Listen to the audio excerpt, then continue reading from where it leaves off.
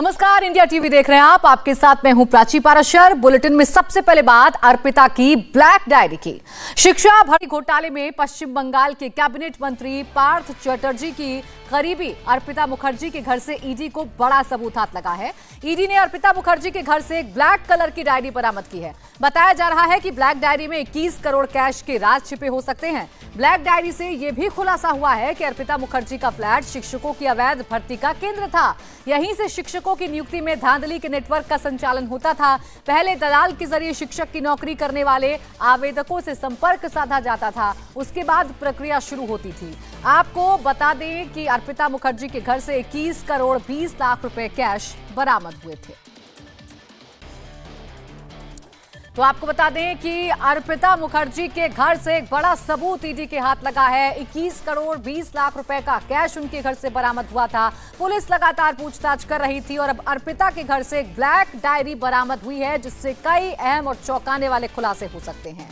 तो कैश कांड से जुड़ी एक और खबर आपको बताएं। पश्चिम बंगाल के कैबिनेट मंत्री पार्थ चटर्जी के अरेस्ट मेमो में मुख्यमंत्री ममता बनर्जी का नाम है। अरेस्ट मेमो में बताया गया है कि गिरफ्तारी के बाद पार्थ चटर्जी ने ममता बनर्जी को 4 बार फोन किया था, लेकिन मुख्यमंत्री ने उनका फोन नहीं उठाया था। अरेस्ट मेमो के मुताबिक 23 जुलाई को रात 1:55 पर ईडी ने पार्थ चटर्जी को गिरफ्तार किया था, जिसके बाद पार्थ चटर्जी ने पहली बार तड़के 2:32 पर ममता बनर्जी को फोन किया, फिर दूसरी बार तड़के 2:33 पर फोन किया, तीसरी बार तड़के 3:37 पर फोन किया, लेकिन ममता बनर्जी ने फोन नहीं उठाया। इसके बाद चौथी बार सुबह 9:35 पर पार्थ चटर्जी ने फिर से ममता बनर्जी को फोन किया, लेकिन चौथी बार भी ममता बनर्जी ने पार्थ चटर्जी का फोन नहीं उठाया। ईडी के पार्थ चटर्जी के अरेस्ट मेमो में ममता बनर्जी का नाम। आखिर अरेस्ट मेमो होता क्या है, आइए आपको ग्राफिक्स के जरिए समझा देते हैं। दरअसल अरेस्ट मेमो एक कानूनी प्रक्रिया है। जब किसी को हिरासत में लिया जाता है तो उस शख्स से संपर्क वाले व्यक्ति का नाम, नंबर और पता पूछा जाता है, ताकि हिरासत में रहते हुए संपर्क करना चाहेगा। गिरफ्तारी ज्ञापन में उस व्यक्ति के नाम और संपर्क विवरण का उल्लेख किया जाता है। ईडी सूत्रों का कहना है कि पार्थ चटर्जी ने ईडी के सामने ममता बनर्जी का नाम लिया और उनका नंबर दिया है, इसलिए अरेस्ट मेमो में ममता बनर्जी का नाम और नंबर का उल्लेख किया गया है। और देखिए, अब से थोड़ी देर में अर्पिता मुखर्जी की कोर्ट में पेशी होने वाली है। अर्पिता के फ्लैट से 21 करोड़ कैश की बरामदगी हुई थी। शिक्षक भर्ती घोटाले में क्या है कैश का खेल, अर्पिता के घर से मिले पैसे में किस किस की हिस्सेदारी, देखिए special report.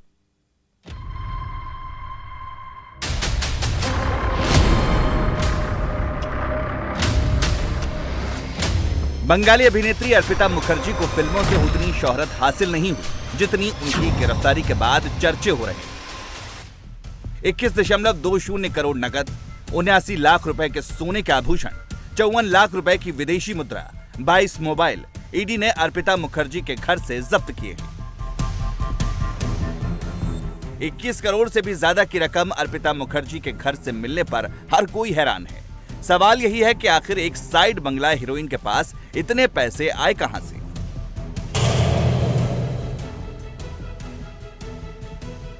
School service commission घोटाला मामले में ईडी ने बंगाल के उद्योग मंत्री पार्थ चटर्जी और उनकी करीबी बांग्ला फिल्मों की एक्ट्रेस अर्पिता मुखर्जी को गिरफ्तार कर लिया है। ईडी ने दोनों से करीब 26 घंटे की पूछताछ की, उसके बाद गिरफ्तार किया। तो असिस्टेंट प्रोफेसर मोनालिसा ईडी की राडार पर है। তথ্য আমাদের কাছে এসেছে 70-75 কোটি টাকার সম্পত্তির হদিশ পাওয়া গেছে। এরপরেও সোনা ইত্যাদি আছে, তার দাম কত হবে আমি জানি না। একজন জেলা প্রেসিডেন্ট টিএমসির অনুব্রত মণ্ডল, সবচেয়ে দবং নেতা, তার দেহরক্ষীর কাছ থেকে 150 কোটি টাকার প্রপার্টি পাওয়া গেছে। সেই হিসাবে একজন মন্ত্রিত্ব বেশি হওয়া উচিত, না হলে তার সম্মান থাকে না। একজন মহিলার খোঁজ পাওয়া গেছে যার 3টে ফ্ল্যাট এবং তার বাড়িতে 21 কোটি টাকা ইত্যাদি পাওয়া গেছে। এবং আরো একজন মহিলার খোঁজ পাওয়া গেছে যার সঙ্গে সম্পর্ক, মোনালিসা তার নাম, তিনি একটি ইউনিভার্সিটিতে পড়ান, শান্তিনিকেতনে থাকেন, তার নামে 10টা ফ্ল্যাট আছে। তার বাংলাদেশের কানেকশন আছে তার প্রোফাইল থেকে, এবং বাংলাদেশে যাওয়া আসার অনেক তথ্য, বিভিন্ন নেতার সঙ্গে ছবি। गिरफ्तार बंगाल के उद्योग मंत्री पार्थ चटर्जी भी हुए हैं। लेकिन फोकस के केंद्र में अर्पिता मुखर्जी हैं, क्योंकि पैसा इन्हीं के घर से मिला है। बेलघरिया के दीवान पारा में एक साधारण घर में रहने से लेकर दक्षिण कोलकाता के पॉश हाई राइज कॉम्प्लेक्स में कई फ्लैटों की मालकिन बनने तक अर्पिता मुखर्जी ने यह सफर महज 2 दशकों में पूरा किया है। इन 20 वर्षों में अर्पिता को देखने वाले भी उनकी दिन दोगुनी और रात चौगुनी तरक्की देखकर हैरान थे। अब एसएससी स्कैम में ईडी की गिरफ्त में आई अर्पिता की तरक्की का रास्ता सामने आया है। स्कूल सर्विस कमीशन घोटाला क्या है, घोटाले को कैसे अंजाम दिया गया, ये बताएंगे। लेकिन सबसे पहले उस किरदार के बारे में जान लीजिए जिसके घर से 21 करोड़ से ज्यादा की रकम ईडी को मिली है, जिसके बाद बंगाल ही नहीं पूरे देश में चर्चा है। अर्पिता मुखर्जी ने 2004 के आसपास मॉडलिंग में अपना करियर शुरू किया और एक नेल आर्टिस्ट के रूप में अपना नाम भी बनाया। इन वर्षों में अर्पिता ने पटुली, लेक व्यू रोड और बैरकपुर में 3 नेल आर्ट शोरूम खोले। इस दौरान अर्पिता ने मॉडलिंग में भी हाथ आजमाया, बंगाली फिल्मों में छोटी भूमिकाएं भी की। अर्पिता बंगाली फिल्मों में कोई बड़ा नाम नहीं थी, फिल्मों में उन्हें छोटे मोटे रोल ही मिलते थे। बंगाली फिल्म मामा भगने, बांग्ला बचाओ में भी अर्पिता मुखर्जी ने काम किया। द भूत ऑफ रोजविले में भी अर्पिता मुखर्जी ने एक्टिंग की। इस दौरान ज्यादातर फिल्मों में अर्पिता मुखर्जी ने साइड हीरोइन का ही रोल किया। अर्पिता मुखर्जी ने उड़िया और दक्षिण भारतीय फिल्मों में भी काम किया। पश्चिम बंगाल में शिक्षक भर्ती घोटाले में पश्चिम बंगाल सरकार के मंत्री पार्थ चटर्जी और उनके सहयोगी अर्पिता मुखर्जी को ईडी ने गिरफ्तार कर लिया है।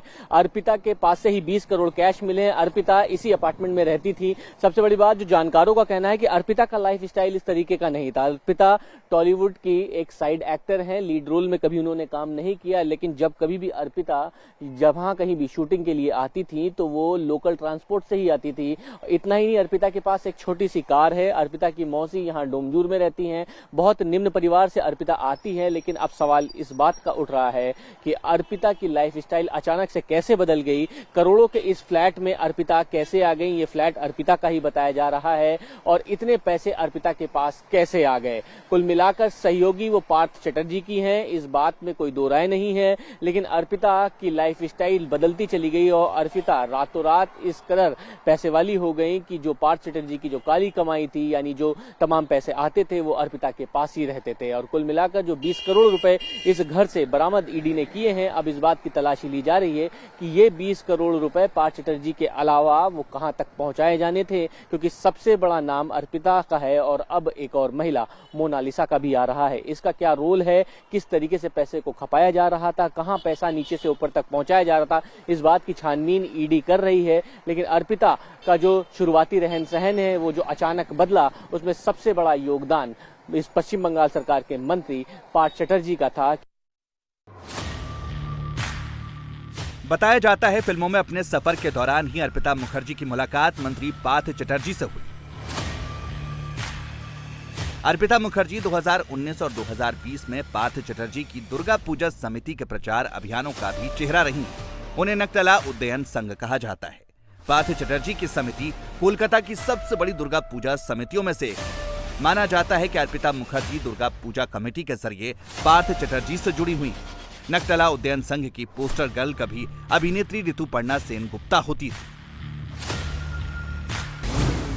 अर्पिता मुखर्जी और पार्थ चटर्जी दोनों को ईडी ने गिरफ्तार कर लिया। मामला शिक्षक भर्ती घोटाले का है, जब पार्थ चटर्जी पश्चिम बंगाल के शिक्षा मंत्री थे। 2017 के पश्चिम बंगाल स्कूल सर्विस कमीशन के ग्रुप सी व ग्रुप डी कर्मचारियों और शिक्षकों की बहाली में बड़े पैमाने पर गड़बड़ियां सामने आई।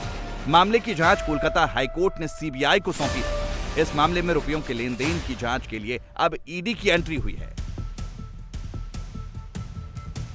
ईडी और सीबीआई अब दोनों पश्चिम बंगाल स्कूल सर्विस कमीशन में हुए गड़बड़ झाले की जांच कर रही है, लेकिन यह मामला साल 2017 में ही उजागर हो गया था। पश्चिम बंगाल के माध्यमिक शिक्षा बोर्ड के तहत शिक्षण और गैर शिक्षण पदों पर नियुक्तियों के लिए स्कूल सेवा आयोग ने 2016 में परीक्षा आयोजित की।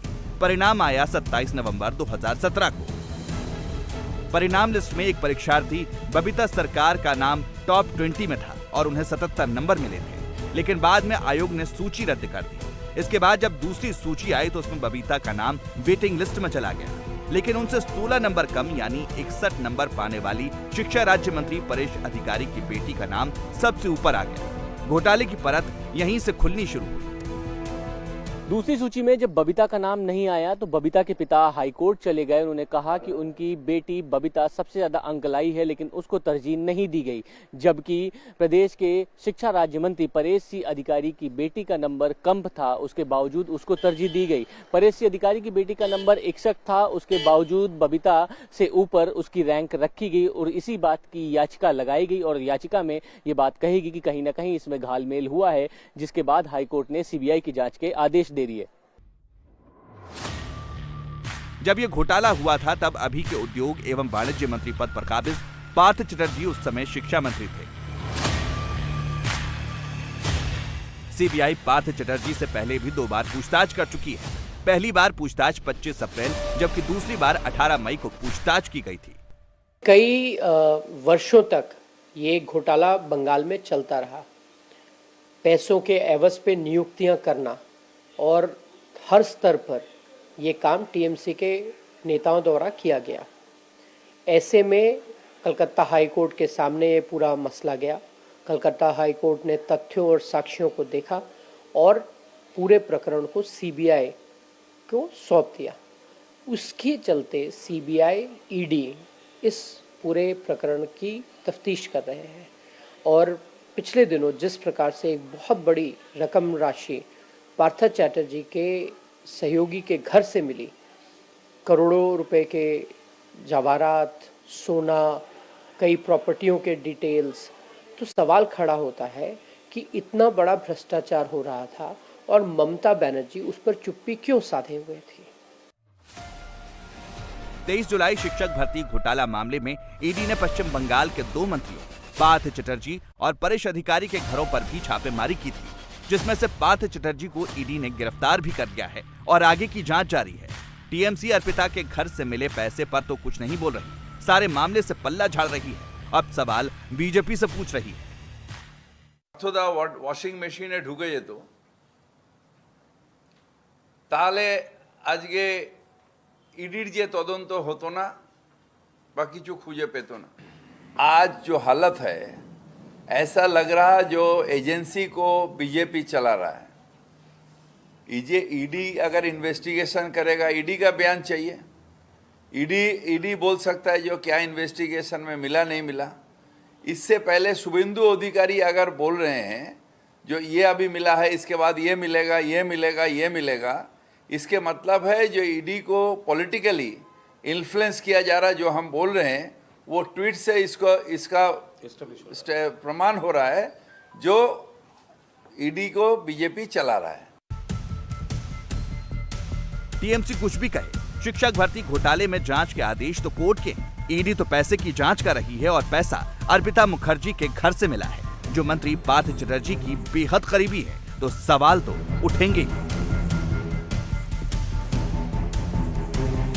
अर्पिता मुखर्जी को ईडी ने कोलकाता के इस बैंक्सल कोर्ट में आज प्रोड्यूस किया है। 1 दिन की रिमांड मांगी गई है। अर्पिता के वकील की तरफ से ये बात कहा गया है कि लगभग 12 घंटे लगातार पूछताछ नहीं हो सकती है। पूछताछ के दौरान एक महिला का होना बहुत ज़रूरी है। तमाम तथ्य अर्पिता के वकील ने अपने सामने रखे हैं, लेकिन अब सबसे बड़ी बात यह कि ईडी ये चाहती है कि अर्पिता से पूछताछ की जाए ताकि अर्पिता के घर में जो कैश मिला है उसको लेकर तमाम खुलासे हैं। और दूसरी बात यह भी है, चूंकि पार्थ लगातार अस्पताल में भर्ती है, ईडी ये प्रयास करना चाह रही है कि पार्थ और अर्पिता को आमने सामने बैठाकर पूछताछ की जा सके। जो पैसे मिले हैं या अन्य जो बेनामी संपत्तियां मिली हुई हैं उनके बारे में पता लगे कि इस शिक्षक भर्ती घोटाले में ये पैसे कहां तक जाने थे, कब दिए गए, किनको किनको पहुंचाने थे। ये तमाम ऐसे सवाल हैं जिनको ईडी को जानना है और ईडी यही इसीलिए ये तमाम कोशिश कर रही है कि किसी तरीके से अर्पिता से पूछताछ की जा सके। इस कोर्ट में देखिए आप, ईडी की ये पूरी टीम मौजूद है यहाँ पर, जहाँ अर्पिता को लाए हैं, चूंकि 24 घंटे के अंदर कोर्ट में प्रोड्यूस करना होता है, इसलिए ईडी की टीम ने 24 घंटे के अंदर अर्पिता को इस कोर्ट में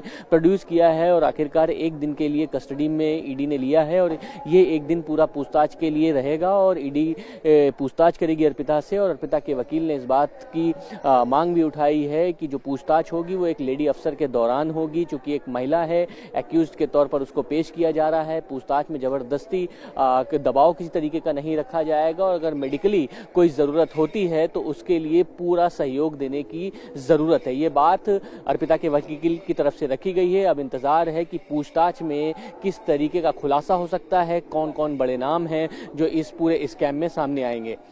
इंडिया टीवी हर वक्त हर जगह डाउनलोड करने के लिए सर्च करें इंडिया टीवी न्यूज।